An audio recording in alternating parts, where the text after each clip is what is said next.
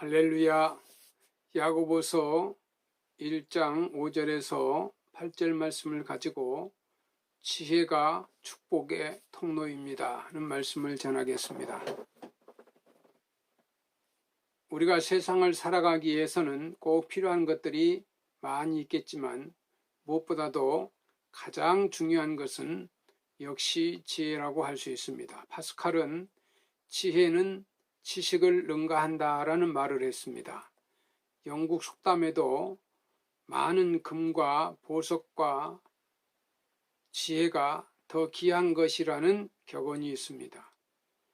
지혜로운 사람은 가정생활도 또 사업 경영도 직장생활도 인간관계도 잘합니다. 잠언 3장 5절 6절 말씀해 보면 너는 마음을 다하고 여호와를 의뢰하고 내 명철을 의지하지 말라. 너는 범사에 그를 인정하라. 그리하면 내 길을 지도하시리라. 하나님께서 주시는 지혜로 살아야 될 줄로 믿습니다. 성경에는 지혜라는 단어가 413회가 나오고 이 잠언서에만 121회가 나옵니다. 국어사전의 지혜는 사리를 밝히고 잘 처리해가는 능력이라고 했습니다. 토머스 칼릴레는 사람에게 제일 무서운 것은 행운의 결핍이 아니라 지혜의 결핍이라는 말을 했습니다. 또한 월리엄 템플경은 인간의 지혜는 그의 가장 좋은 친구요 어리석음은 그의 가장 악한 원수라고 말했습니다. 잠언 2장 5절 6절 말씀에 여호와 경외하기를 깨달으며 하나님을 알게 되리니 대저 여호와는 지혜를 주시며 지식과 명철을 그 입에서 내심이며, 여기서 명철은 이해하다 분별하다는 말에서 온 유래된 말로, 즉 명철이란 참과 거짓, 선과 악을 분별하며 진리에 대한 올바른 이해를 주는 능력을 의미합니다. 지혜자는 정도를 걷게 합니다. 잠언 2장 11절에 근신이 너를 지키며 명철이 너를 보호하며, 여기 근신은 사려 깊은 생각을 말합니다. 깊이 생각하는 사람을 실수하지 않습니다. 하나님이 주신 이 근심과 명철은 삶의 안전과 참 유익을 안겨다 줍니다. 잠언 3장 18절 말씀에 지혜는 그 얻는 자에게 생명나무라고 했습니다. 맹자는 인의예지란의 4덕 중에서 군주에게 필요한 덕으로 지혜를 강조했고, 또 그리스의 철학자 플라톤도 4가지 덕을 강조했는데 그것은 지혜, 용기, 절제, 정의로서 특히 지도자에게 꼭 필요한 것은 지혜라고 했습니다.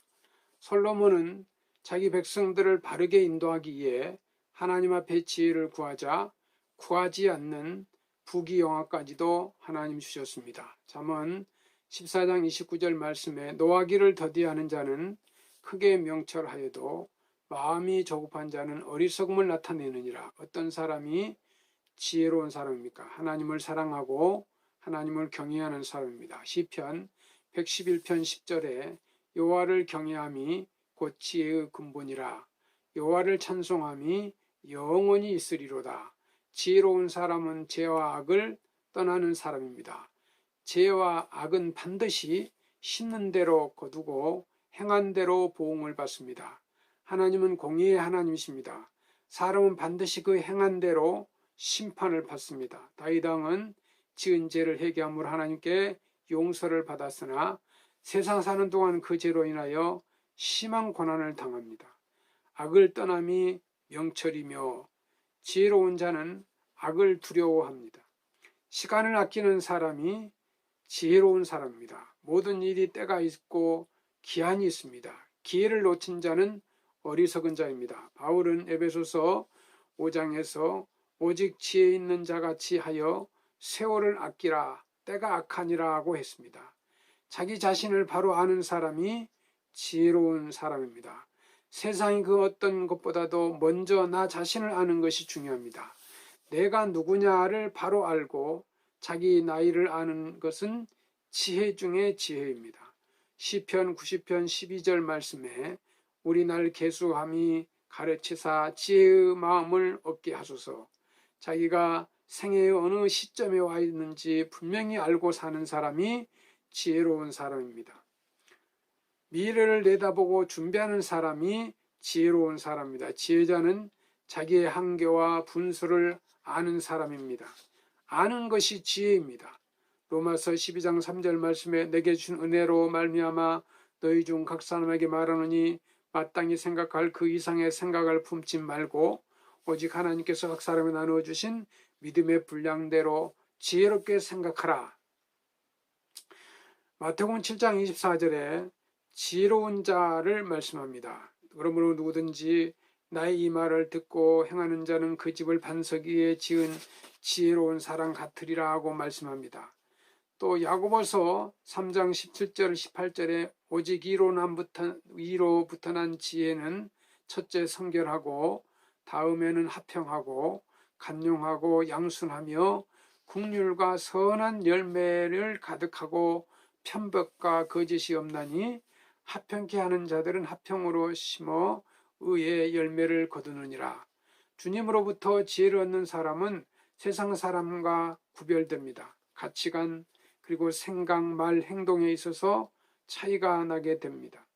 이로부터 난 지혜는 하나님과 사람 그리고 사람과 사람 사이를 올바른 관계로 이끌어줍니다. 지혜로운 사람은 자신을 겸손히 낮춥니다. 지혜자는 남도 아끼고 이해하는 사람이 되게 합니다. 남의 입장을 이해하고 도와주는 것이 바로 지혜입니다. 성경은 이에 대하여 너희 중에 지혜와 총명이 있는 자가 누구뇨? 그는 선행으로 말미암아 지혜 온유함으로 그 행함을 보일지니라. 야고보서 3장 13절 말씀입니다. 이 세상의 지혜는 상대적이기 때문에 시시각각으로 흔들리지만 하나님 주신 지혜는 영원한 진리로 통하기 때문에 결코 흔들림이 없습니다. 우리는 이 지혜의 아버지 하나님을 따라가야지 거짓의 아비인 마귀를 따라가서는 절대로 안 됩니다. 하나님께로부터 얻은 지혜는 의의 열매 즉 하나님이 기뻐하는 일을 행하게 하십니다. 화평케 하는 자들은 화평으로 심어 의의 열매를 거둡니다. 하나님으로부터 받은 지혜는 나도 살고 남도 살립니다. 지혜로운 사람이 되려면 하나님 앞에 지혜를 달라고 기도해야 합니다. 세상 지식이나 학문, 돈 등은 자신이 노력하고 공부하면 얻을 수 있으나 지혜는 하나님께서 공급해 주셔야만 받을 수 있습니다. 너희 중에 누구든지 지혜가 부족하거든 모든 사람에게 후히 주시고 꾸짖지 아니하시는 하나님께 구하라 그리하면 주시리라. 우리가 잘 아는 솔로몬은 기브온 성산에 올라가 하나님 앞에 1000번제를 드리며 하나님께 도와달라고 기도합니다. 1000번제를 다 드렸을 때 하나님께 솔로몬에게 찾아오셨습니다. 솔로몬 내가 무엇을 구하느냐?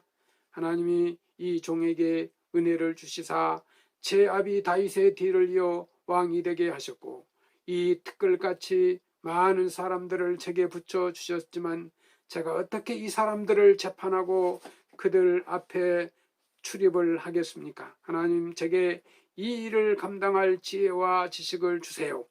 그 소리 하나님께서 기뻐하셨습니다. 야 솔로몬아 내가 부와 재물과 존영이나 원수 멸하는 것이나 장수를 원치 아니하고 내가 내게 맡긴 백성들을 다스리기 위하여 지혜와 지식을 구하니 참 귀한 것을 구했구나. 그래 내가 구한 지혜와 지식도 주지만 내가 구하지 않은 부와 재물과 존영과 부귀도 장수도 다 내게 주리라. 하나님의 지혜와 하늘로부터 솔로몬에게 임했습니다. 그 뒤에 천하 열왕들이 솔로몬의 지혜를 듣고 솔로몬의 얼굴을 보고 싶어서 갖가지 귀한 보석을 가지고 솔로몬을 찾아왔습니다. 6절에 보면 오늘 본문 말씀 오직 믿음으로 구하고 조금도 의심하지 말라. 의심하는 자는 마치 바람에 밀려 요동하는 바닷물결 같으니 기도할 때 의심하지 말고 오직 믿음의 자세를 가지고 기도해야 합니다. 믿음으로 기도해야만 하나님이 응답하십니다. 기도의 생명은 믿음에 있습니다. 하나님이 내 기도에 응답해 주실 것을 믿고 하고 있습니다. 잠언서 13장 20절 말씀에 지혜로운 자와 동행하면 지혜를 얻고 미련한 자와 사귀면 해를 받느니라. 주의 말씀은 내 발의 등이요 내 길의 빛이며. 시편 119편 105절 말씀입니다. 또 구원에 이르는 지혜가 있게 한다. 디모데후서 3장 15절 말씀입니다. 여호와의 율법을 즐거워하여 그 율법을 주야로 묵상하는 자는 복이 있다. 시편 1편 1절 말씀입니다. 잠언서 9장 10절 말씀에 여호와를 경외하는 것이 지혜의 근본이라고 했습니다. 백석교회 성도 여러분, 하나님을 경외하며 우리 모두 하나님께 지혜를 구하여 지혜에 충만한 성도들이 다 되시기를 주의 이름으로 소원합니다. 감사합니다.